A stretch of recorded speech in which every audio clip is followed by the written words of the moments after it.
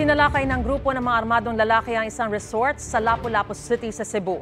Sa video, kitang bumaba mula sa dalawang van ang mga armadong lalaki na nakabonet at inakyat ang saradong gate ng resort. Ayon sa pulisya, September 25 nangyari ang insidente nang i-take over ang resort ng umano'y bagong may-ari. Hindi na raw nadatna ng pulisya ang armadong grupo noong araw na iyon at wala raw nasaktan.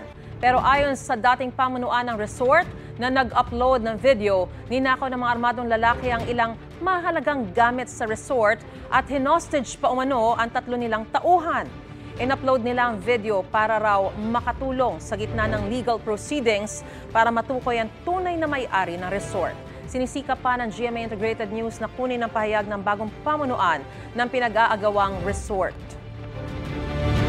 Gusto mo bang mauna sa mga balita?